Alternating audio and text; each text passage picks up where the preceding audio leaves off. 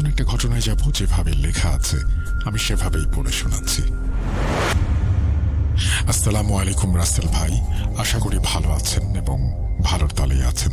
আমি আসিফ, ছদ্মনাম, বলছি চাঁপাইনবাবগঞ্জ জেলার নাচল থানা থেকে। এটি আমার ভূত.কমে পাঠানো দ্বিতীয় ঘটনা। গত 2 সপ্তাহ আগে একটি ঘটনা শেয়ার করেছি, সেটা সিলেক্ট হয়েছে কিনা এখনো জানি না। জানি ঘটনা ভালো লাগলে একদিন না একদিন সিলেক্ট হবে, তাই দ্বিতীয় ঘটনাটিও শেয়ার করে দিলাম। ভালো লাগলে পড়ে শোনাবেন, কারণ আপনার কণ্ঠে প্রতিটি ঘটনা হয়ে ওঠে প্রাণবন্ত। বেশি কথা না বলে সরাসরি ঘটনায় যাই। আমরা যারা 90 দশকের ছেলে মেয়ে আছি, তাদের কাছে ছেলেবেলায় মাছ ধরা, আম কুড়ানো, তাল কুড়ানো এসব নেশার মতো ছিল। আজকের ঘটনাটি তাল কুড়ানোকে কেন্দ্র করে ঘটে যাওয়া একটি নির্মম ঘটনা। এখানে আমাদের গ্রামের কিছু বর্ণনা দিয়ে রাখি। গ্রামের নাম দরবেশপুর। গ্রামের মাঝখানে একটা পুকুর আছে, যেটার নাম পীর পুকুর। গ্রাম এবং পুকুরের নামকরণের পেছনের ইতিহাস আমি ঘটনার শেষে বর্ণনা করব। তো পুকুরের উত্তর পশ্চিম পাশে আছে একটি পরিত্যক্ত দরগা, দক্ষিণ পশ্চিম পাশে একটি পুরাতন বটগাছ এবং সাথে কয়েকটি তাল গাছ। সে তাল গাছের তালগুলো অন্যান্য তালের চেয়ে সুমিষ্ট এবং বড়, তাই স্বভাবতই ওই তালগুলোর প্রতি সবার লোভ একটু বেশিই থাকত। পুকুরের একেবারে পূর্ব পারে আমাদের বাড়ি এবং আমাদের বাড়ির 2 বাড়ি পরেই আমার বন্ধু রাশেদের বাড়ি। আজকের ঘটনাটি মূলত এই রাশেদের সাথে ঘটে যাওয়া একটি নির্মম ঘটনা, যার প্রত্যক্ষ সাক্ষী আমি সহ গ্রামের অনেকেই। ঘটনায় কিছু সেন্সিটিভ বিষয় থাকায় আমি আমার বন্ধুর ছদ্মনাম ব্যবহার করছি।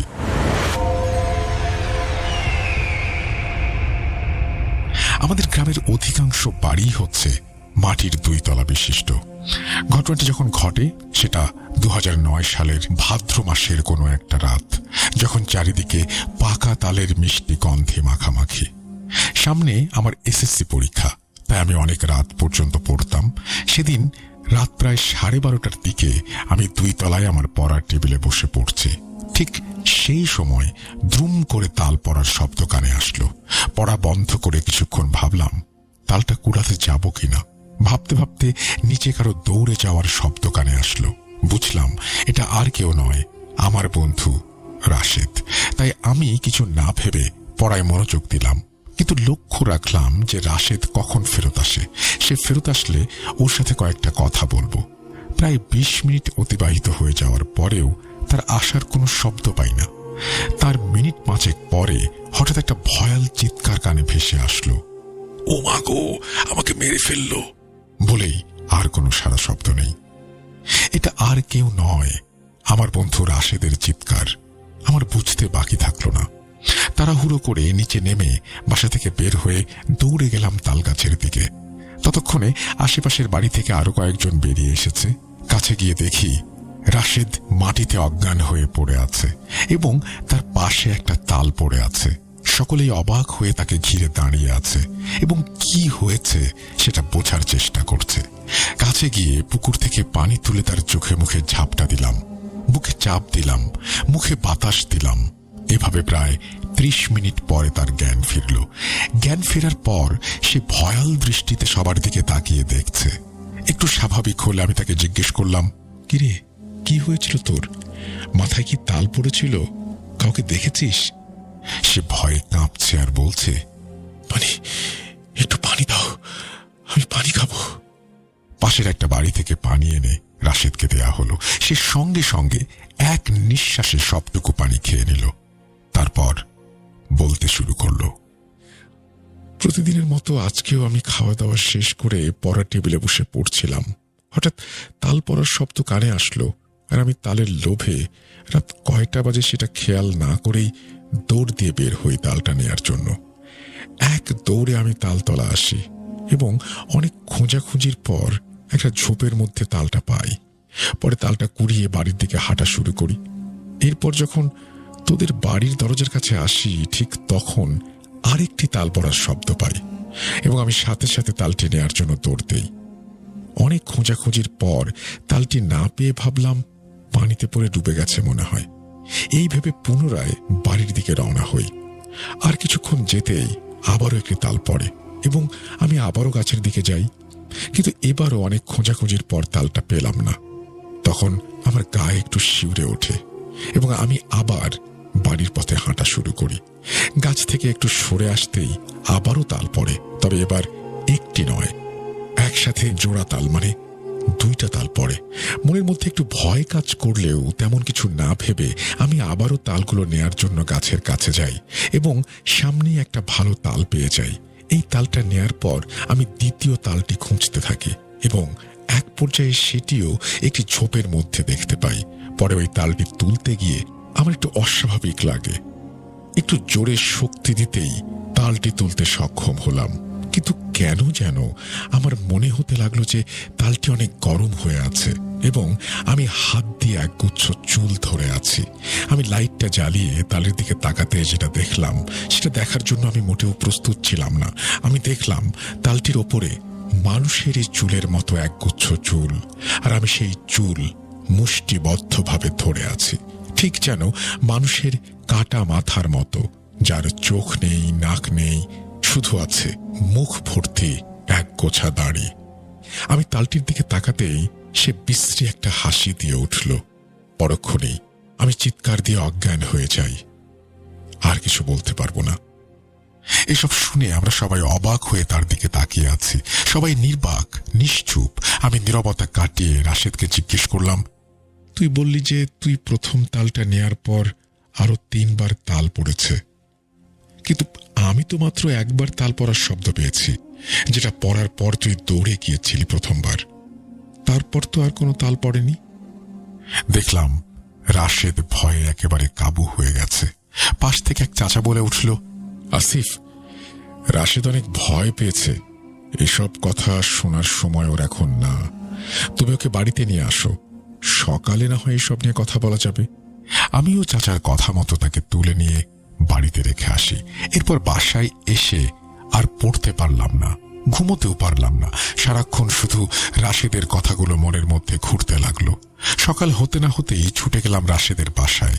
গিয়ে দেখি রাশেদের অনেক জ্বর এবং সে রীতিমতো জ্বরে কাঁপছে। আমাকে দেখে রাশেদের মা, মানে চাচি, রাতে কি হয়েছিল জিজ্ঞেস করলেন।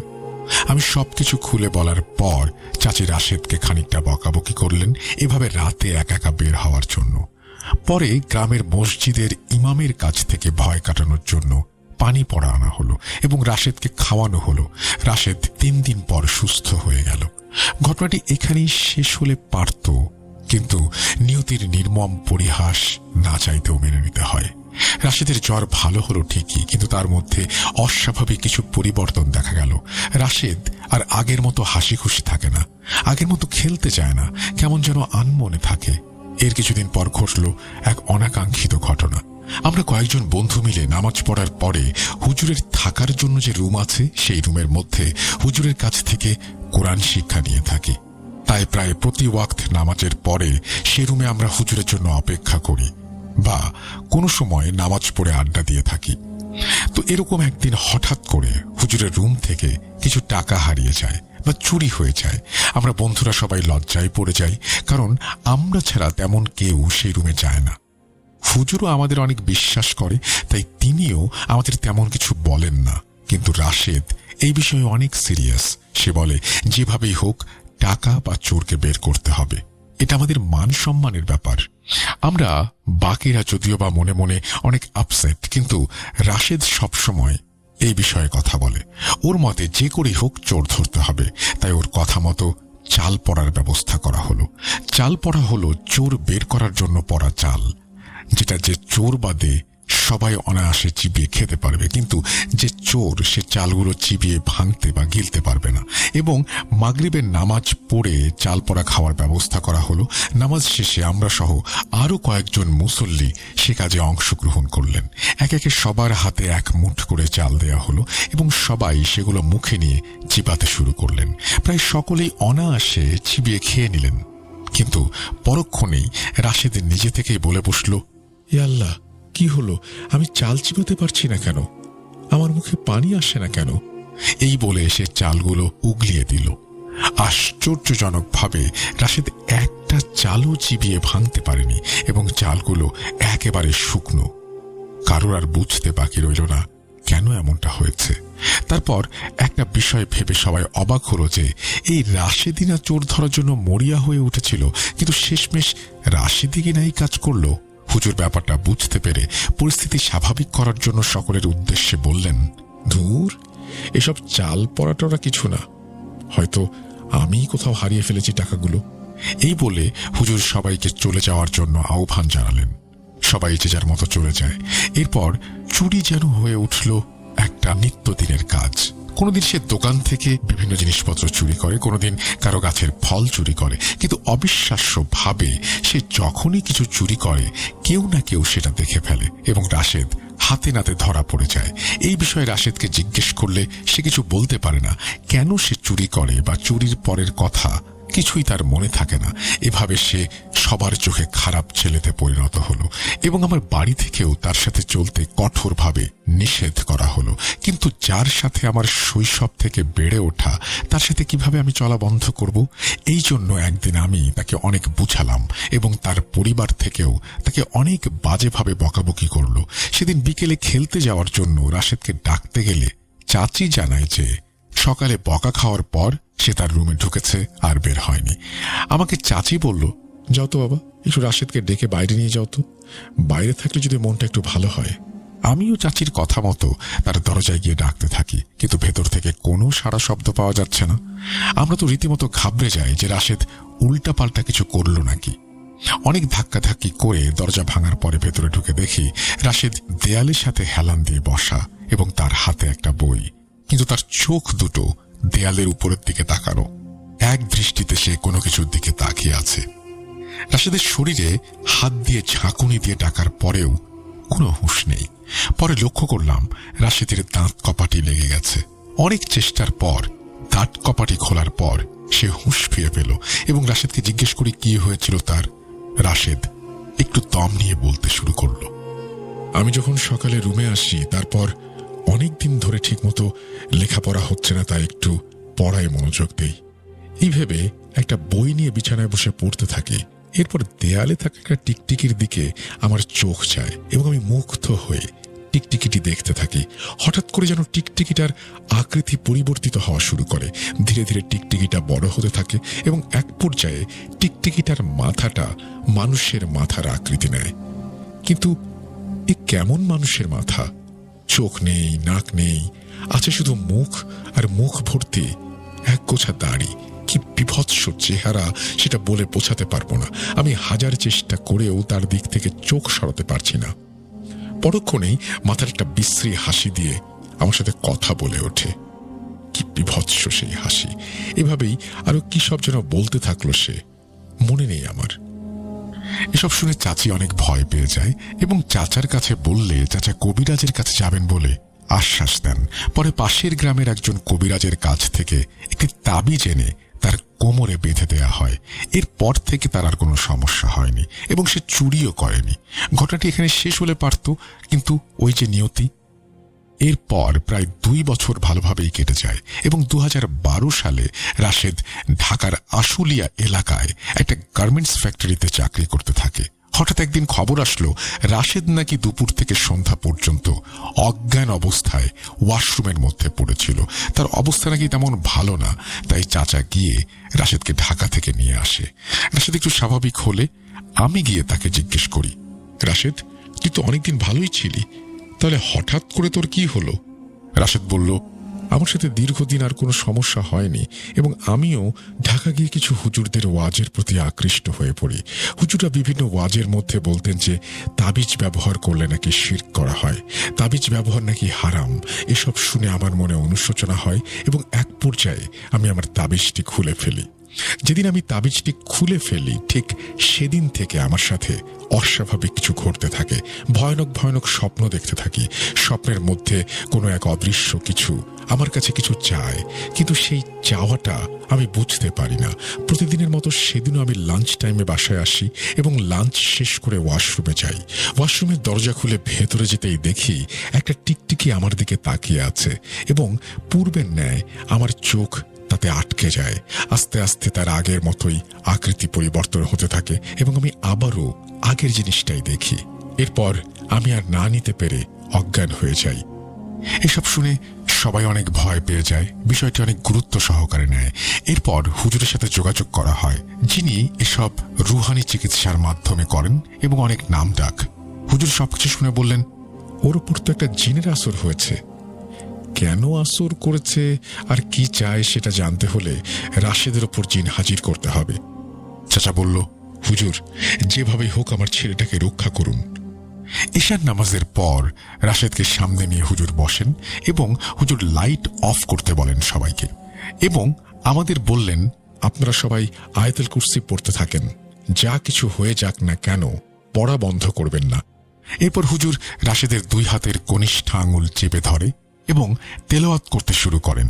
মিনিট 10 পরে রাশেদ অনেক কাঁপুনি দেয় এবং কাঁপতে কাঁপতে সে মাটিতে লুটিয়ে পড়ে। কিছুক্ষণ এভাবে পড়ে থাকার পর হঠাৎ রাশেদ উঠে বসে এবং নামাজের বৈঠকে বসার ভঙ্গিতে বসে। এরপর রাশেদ অনেক ভারী কণ্ঠে সালাম দেয়। বুঝলাম রাশেদের শরীরে জিন ভর করেছে। এখানে আমি হুজুর আর রাশেদের শরীরে ভর করা জিনের কথোপকথনগুলো ডায়লগের মতো করে দিচ্ছি। আসসালামু আলাইকুম হুজুর, কেন ডাকা হয়েছে আমাকে? ওয়ালাইকুম আসসালাম। আপনি কে? কেন আপনি এই ছেলের পেছনে পড়েছেন? আমি মাসুদ। পুকুর পাড়ের তাল গাছগুলোর পাশে ওই বট গাছটায় আমাদের বসবাস। ওই ছেলে আমার অনেক বড় ক্ষতি করেছে, আমাকে সবার কাছে অপমানিত করেছে, আল্লাহর কাছে অপমানিত করেছে, তাই আমি এর প্রতিশোধ নিচ্ছি। অপমান? কি এমন ক্ষতি করেছে আপনার? কেনই বা অপমানিত হয়েছেন? ক্ষতি যেটা করেছে সেটা আমার জীবন অনেক ভারী পড়েছে। আমাদের বংশীয় মানত সে নষ্ট করে দিয়েছে। কিসের মানত? কার মানত? একটু খুলে বলুন তো। অনেক কাল আগে আমার দাদা কোনো এক দুষ্টু কবিরাজের দ্বারা বন্দী হয়েছিলেন এবং অনেক দিন বন্দী ছিলেন তিনি। দাদা সেই বন্দী দশা থেকে মুক্তি পাওয়ার জন্য আল্লাহর কাছে মানত করেছিলেন যে তাদের মুক্তির বিনিময়ে দাদা প্রতি বছর একটানা এক আসনে 7 দিন আল্লাহর নামে জিকির করবেন, ইবাদত করবেন। আর এই 7 দিন 7 রাত তিনি কারোর সাথে যোগাযোগ করবেন না এবং দাদার পরে দাদার বংশের প্রথম পুরুষ এটা চলমান রাখবেন কেয়ামত পর্যন্ত, এবং যার দ্বারা দাদা মুক্তি পাবেন কেয়ামত পর্যন্ত দাদা এবং দাদার বংশধররা সেই লোকের দাসত্ব করবে। এই মানত করার কিছুদিন পর কোনো এক পীর সাহেবের দ্বারা দাদা মুক্তি লাভ করেন। সেই থেকে মানত অনুযায়ী দাদা প্রতি বছর 7 দিন 7 রাত এই আসন করেন। দাদা তার ছেলে মেয়েদের কাছে ওসিয়াত রেখে গেছেন যেন তার পরে তার বড় ছেলেও এই আসনটি চলমান রাখে এবং পরের বংশধরকে এটা চলমান রাখার ওসিয়ত দেন। তারপর থেকে বছরের পর বছর আমরা এটা করে আসছি আর দাদার কথা মতো পীর সাহেবের দাসত্ব করছি। পীর সাহেব মারা যাবার পরেও আমার দাদার ওসিয়ত মতো এখানেই আছি।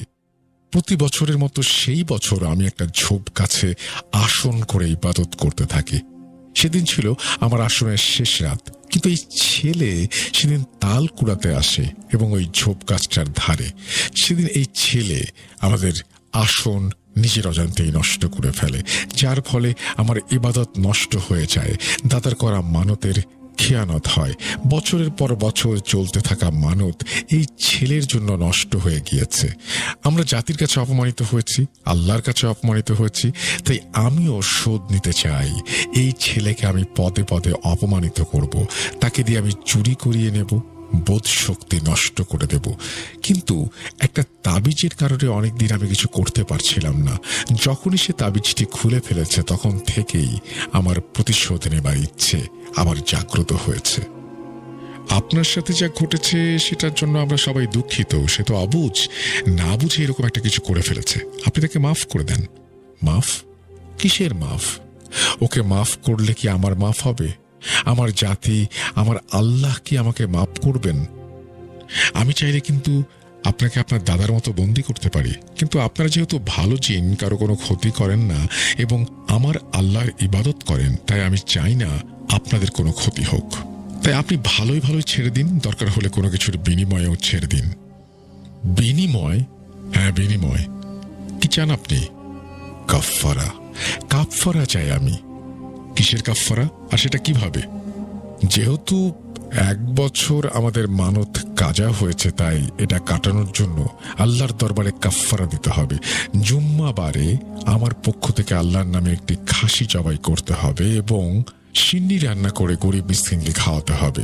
ছাগলের দুধ দিয়ে আমার আসনের জায়গাটা ধুয়ে দিতে হবে, তাহলেই এই ছেলেকে মুক্তি দেওয়া সম্ভব। আপনি যা চান সেটাই হবে। আপনার কাফফারা প্রদান করা হবে। আপনি আজকে এই ছেলেকে মুক্তি দেবেন ইনশাআল্লাহ। আসসালামু আলাইকুম। এই বলে রাশেদ আবার কাঁপতে কাঁপতে লুটিয়ে পড়ল। হুজুর বলল, আলহামদুলিল্লাহ, আপাতত বিপদ কেটে গেছে, তবে সামনে জুম্মায় আপনারা জিনের পক্ষে কাফফারা দিয়েন, ইনশাআল্লাহ আর কোনো সমস্যা হবে না। ওই রাতে রাশেদের আর ঘুম ভাঙেনি। পরদিন রাশেদকে অনেক প্রাণবন্ত লাগলো। পরের জুম্মায় জিনের কথা অনুযায়ী কাফফারা দেয়া হয় এবং আল্লাহর রহমতে আর কোনো সমস্যা হয়নি। রাশেদ এখন সুস্থ আছে। রাসেল ভাই, শুরুতেই বলেছিলাম গ্রাম এবং পুকুরের নামকরণের ইতিহাস ঘটনা শেষে বলবো। অনেকে হয়তো ইতোমধ্যে বুঝে গেছেন, কিন্তু যারা বোঝেননি তাদের জন্য। লোকমুখে কথিত আছে এই গ্রাম নাকি জঙ্গল ছিল। বহুকাল আগে কোনো এক পীর সাহেব এই জঙ্গলে থাকতে শুরু করেন এবং বিভিন্ন ধরনের রুহানি চিকিৎসা প্রদান করতে থাকেন। সেই রুহানি চিকিৎসায় উপকৃত হয়ে সকলে পীর সাহেবের ভক্ত হয়ে যান এবং এই গ্রামে বসতি স্থাপন করেন তিনি। এই পুকুরটি খনন করেন, সেই থেকে এই গ্রামের নাম দরবেশপুর এবং পুকুরের নাম দেয়া হয় পীর পুকুর। কথিত আছে সেই পীর সাহেবের নাকি অনেকগুলো জিন ছিল, সেগুলো তার গোলামি করত। আর ওই যে মাসুদ জিনের দাদাকে পীর সাহেব মুক্ত করেছিলেন, তাই পীর সাহেবের খেদমতে তারা এখানেই থেকে যান। পীর সাহেবের মৃত্যুর পর জিন গাছগুলো ওই বট গাছে থাকতে শুরু করে। গ্রামের অনেকেই ওই জিনগুলো দেখেছেন, কখনো পাকা হলুদ রঙের বিশাল সাপের রূপে, কখনো বা ছায়ার মতো বা অন্য কোনো প্রাণীর রূপে। ঘটনাটি অনেক বড় হয়ে যাওয়ায় আমি ক্ষমা প্রার্থী। আশা করি আপনাদের ভালো লেগেছে। ভালো লাগলে অবশ্যই আমাকে জানাবেন, আর সিলেক্টেড হলেও অবশ্যই আমাকে জানাবেন। এই বলেই তিনি তার ঘটনা শেষ করেছেন। পূর্ণাঙ্গ ঠিকানা দিয়েছেন, আসল নাম দিয়েছেন, সবকিছু আমি দেখতে পাচ্ছি, কিন্তু যেহেতু প্রকাশের অনুমতি নেই আমি প্রকাশ করছি না। আমরা চলে যাব আমাদের পরবর্তী ঘটনায়। এখন আমি আপনাদের সামনে একটি মর্মান্তিক ঘটনা নিয়ে এসেছি। ভয় এবং জিন ভূতের একটি ঘটনা। এই ঘটনাটি সম্পূর্ণ শুনলে বুঝতে পারবেন জিন জাতি কতটা মানুষের উপর অত্যাচার করে। ঘটনাটি ঘটে 2015 সালে এবং দিনাজপুরে একটি গ্রামে। এই গ্রামের নামটি আমি উল্লেখ করে বললাম না, কেন এই গ্রামের নামটি বলা নিষেধ আছে। আর এই ঘটনাটি ঘটে একটি ছোট্ট ফ্যামিলির সাথে। স্বামী স্ত্রী একই সাথে বসবাস করত।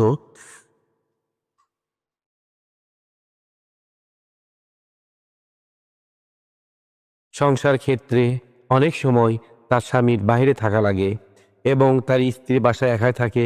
তার বাবা আছে আর কেউ নেই, কিন্তু একদিন হঠাৎ করে তার বইয়ের মধ্যে পরিবর্তন দেখতে পায়।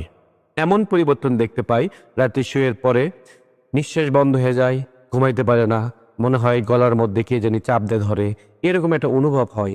আর হা করে কেমন জানি করে চিৎকার করে ওঠে, মাথা ধরে বসে থাকে, ঘুম পারে না, মেজাজ করা হয়ে যায়, সব কারোর সাথে কথা বলতে পারে না। এবং কেউ যদি কোনো প্রশ্ন করে তাহলে এমনভাবে কথা বলে যেন রাগান্বিত হয়ে কথা বলে, মনে হয় মারতে যাবে। পুরোটাই পরিবর্তন। তো এরকম দেখার পরে ডক্টরের কাছে নিয়ে যায় এবং ডক্টর বলে মানসিক টেনশন, চিন্তা ভাবনার কারণে, সংসারে বিভিন্ন চাপের কারণে এরকম হতে পারে। তো অনেক পরীক্ষা করা হয়। পরীক্ষা করার পরে সব কিছু যখন রিপোর্ট আসার পরে কোনো কিছু মোটামুটি ধরা পড়ে না, কিন্তু ডক্টরের অনুমানিক তার চিন্তা ভাবনা, টেনশন, ঘুম হয় না, এই জন্য এইরকম সমস্যা। ঘুমের ওষুধ লেখে, টেনশন মুক্ত হওয়ার কিছু ওষুধ লেখে, সব কিছু ঠিক মতো খায়, কিন্তু কোনো পরিবর্তন হয় না। এরকম হতে হতে একদিন হঠাৎ করে রাতে ঘুমের মধ্যে তার স্বামীকে মনে হয় মেরে ফেলে দেবে, এরকম অবস্থা। নিজেই গলা চাপ দিয়ে ধরে বসে থাকে, নিজেই মরে যাবে।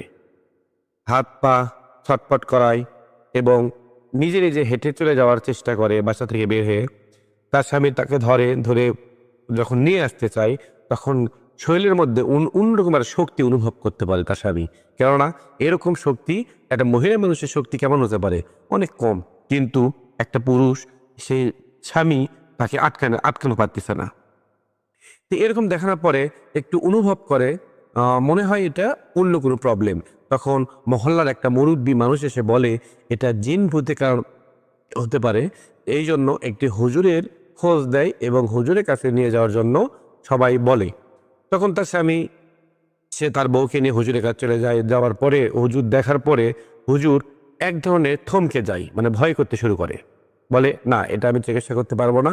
কিন্তু কেন পারবে না সেটা বলে না। হতাশ হয়ে বাসায় চলে আসে। আসার পর পরের দিন আরেকটা হুজুরের কাছে যায়। যাওয়ার পরে ওই হুজুরটা মানে বসে থেকে বলে কোনো সমস্যা নেই, চিকিৎসা করা যাবে, কিন্তু টাকা লাগবে 10,000। এর অ্যামাউন্ট বসে যায়। কিন্তু দেখেন, যখন দেহের মধ্যে অনেক প্রবলেম শুরু হবে, অনেক সমস্যা হবে, যতই টাকা লাগুক না কেন সেটা খরচ করার জন্য একবারও পেছন মানে তাকায় না আর কি পেছনে। স্বামী টাকা দিতে রাজি হয়ে যায়। টাকা আগে নেয়, নেওয়ার পর বসার পরে দোয়া দরুদ পড়তে শুরু করে। পড়তে পড়তে এক সময় বলে এই মেয়েকে জিন ধরেছে এবং জিন তাকে কষ্ট দিচ্ছে, এরকম এরকম সমস্যা করতেছে। একে ভালো করার জন্য আপনাদের কিছু জিনিস দিতে হবে, যেমন যেমন একটা ছাগল দিতে হবে, 2টা মুরগি দিতে হবে, 10 কেজি মিষ্টি দিতে হবে, এরকম কিছু লিস্ট করে দেয় হুজুর। তখন তার স্বামী 2 দিন পর সবকিছু নিয়ে যায়। নিয়ে যাওয়ার পর হুজুরকে দেয়।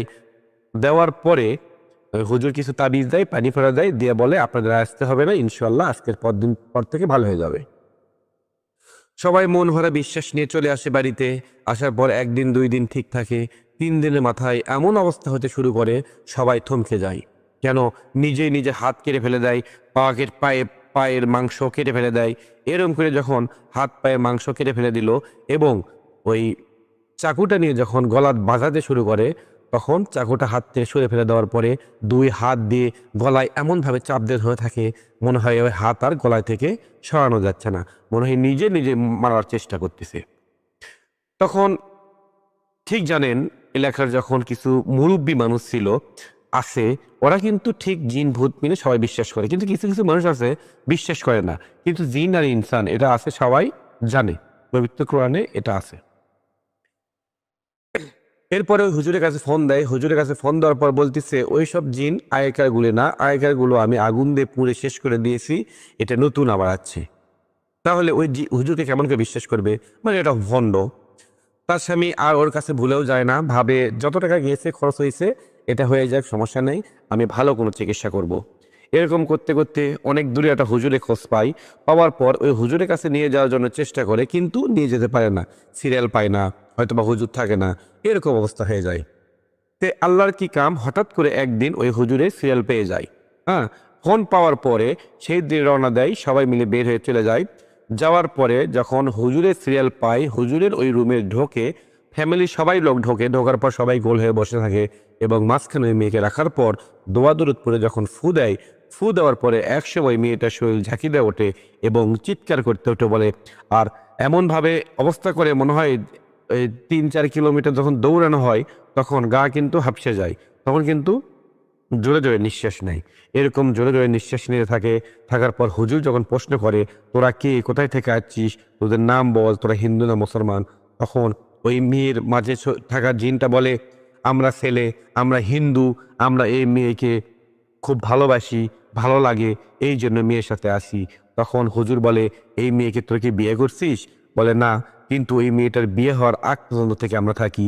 বিয়ে হওয়ার পর ওর স্বামীকে সহ্য হয় না, স্বামীকে মেরে ফেল দেওয়ার জন্য চেষ্টা করি, এবং তার স্বামী যখন কাছে আসে তখন আমাদের সহ্য হয় না, ভালো লাগে না, তখন আমরা ওর কাছে ভর করি এবং ওক দিয়ে স্বামীকে মারধর করাই। এবং এইরকম অবস্থা হতে হতে যখন ওই মেয়েটার কাছে আমরা যাইতে পারি না, এক সময় আমরা সিদ্ধান্ত নিই ওই মেয়েটাকে আমরা মেরে ফেলে দেবো। তখন মারার জন্য অনেক চেষ্টা করি, বাসা থেকে বের করে নিয়ে যাওয়ার চেষ্টা করি, কিন্তু তার স্বামী আটকায়। এটাই আমাদের ক্ষোভ এবং ওই মেয়েটাকে ভালোবাসি, ভালো লাগে, এই জন্য এই মেয়েটার সাথে আমরা থাকি। বিয়ে হওয়ার আগ পর্যন্ত থেকে এই মেয়েটার সাথে আমরা থাকা শুরু করেছি। তখন হুজুর বলে তোরা কয়জন?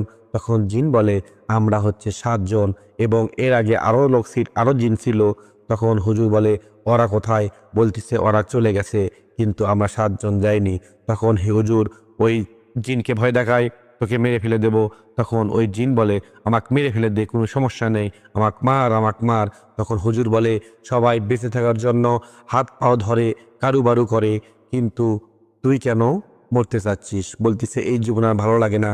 তখন তোর এই জীবন ভালো লাগে না, তাহলে তুই এই মেয়েকে কেন কষ্ট দিচ্ছিস? বলে মেয়েটাকে খুব ভালো লাগে, এই জন্য মেয়ের সাথে থাকি। এক পর্যায়ে এই মেয়েটাকে আজকেই মেরে ফেল দেওয়ার চেষ্টা করছিলাম এবং মারার জন্য সিদ্ধান্ত নিয়েছিলাম, কিন্তু মারতে পারিনি। তখন জিন বলতেছে, সরি, হুজুর বলতেছে, তাহলে তোরা কি এখান থেকে যাইতে পারবি? বলে না। তোরা কি মুসলিম হবি? বলে না। তোরা কি মরবি? বলে হ্যাঁ, আমরা মারা যাব। তোরা কি বাঁচতে চাস না? বলে না। তাহলে হুজুর বলে, তাহলে তাহলে তোরা যদি বাঁচতেই না চাস, তাহলে তোদেরকে বেঁচে রেখে লাভ কি? তাহলে তোদেরকে মেরে ফেলে দিই। কিন্তু এর আগে যে ধোঁকা দিয়েছিস, ওই যে একটা ছাগল নিয়েছিস, তারপরে মিষ্টি, মুরগি, এসব কিছু কেন নিলি তোরা? তখন ওই জিনটা বলে, আমরা এসব কিছু নিইনি। এই হুজুর, ওই যে হুজুরের কাছে গিয়েছিল, ওই ভণ্ড, ওই মিথ্যা কথা বলছে, টাকা নিছে এবং সব কিছু নিয়ে হুজুরই খেয়ে ফেলে দিয়েছে। ওই হুজুরটা আসলে ভণ্ড, এই জন্য কিছু চিকিৎসা করতে পারেনি। কিন্তু তখন ওই হুজুরটা বলে, তাহলে তুই এখন যেখানে আছিস, তাহলে এখানে তুই কি মনে কি বুঝতে পারতেছিস? বলতেছে, এখান থেকে যাওয়ার আমাদের কোনো ক্ষমতা নেই।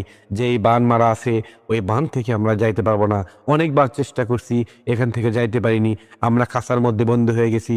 তখন হুজুর জিনকে বলে, তুই ঠিক ওপর দিক চেয়ে থেকে দেখ, কিছু দেখতে পাস নাকি?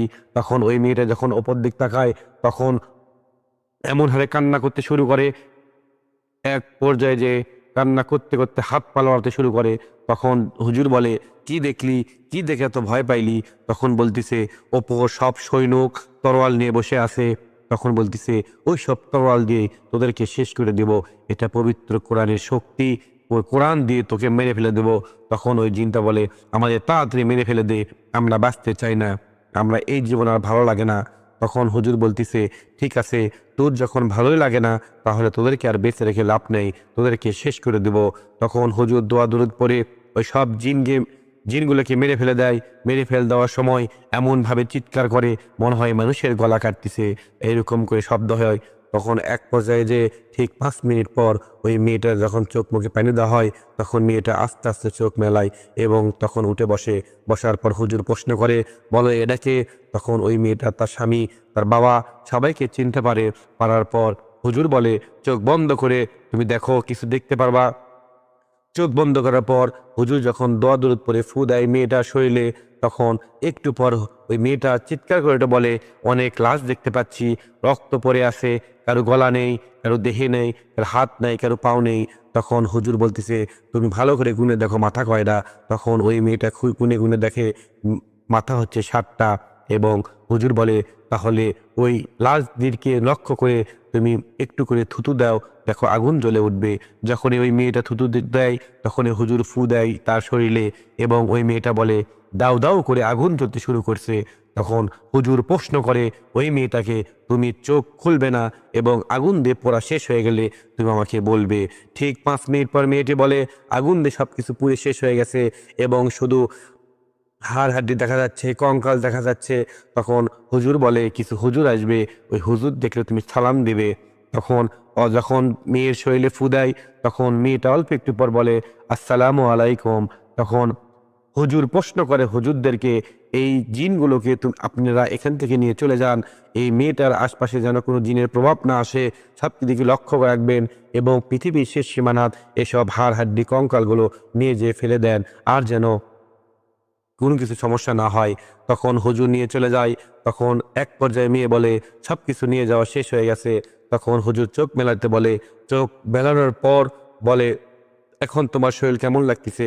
বলে, আমার মাথা ভার, আমার বুকে চাপ দিয়ে আছে, নিঃশ্বাস নিতে প্রবলেম হচ্ছে। তখন হুজুর বলে, ঠিক আছে, অল্প একটু দাঁড়াও। তখন হুজুর দোয়া দরুদ পড়ে যখন মাথা ফু দেয় এবং দেহে ফু দিতে শুরু করে, ঠিক 3-4টা ফু দেওয়ার পর ওই মেয়েটাকে প্রশ্ন করে, এখন তোমার কেমন লাগতেছে? তখন মেয়েটা বলে, মাথার মধ্যে থেকে মনে হয় কি জানি এটা ছেড়ে গেল, বুকের মধ্যে থেকে কি যেন এটা সরে গেল, বুকটা পাতলা হয়ে গেল, নিঃশ্বাসটা নিতে ভালো হচ্ছে, আর কোনো সমস্যা হচ্ছে না, মাথাটা আস্তে আস্তে ছেড়ে দিল।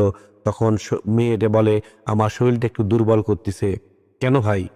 কেন একটা মেয়ের, একটা মানুষের শরীরে যখন জিন ভর করে তখন অবশ্যই তার শরীরটা ভারী হয়ে যায় এবং শরীর দুর্বল হয়ে যায়। কেন জিন জাতি এমন খারাপ জিনিস, যখন মানুষের শরীরে প্রবেশ করে তখন তাকে একবারে কাবু মেনে ফেলে দেয়।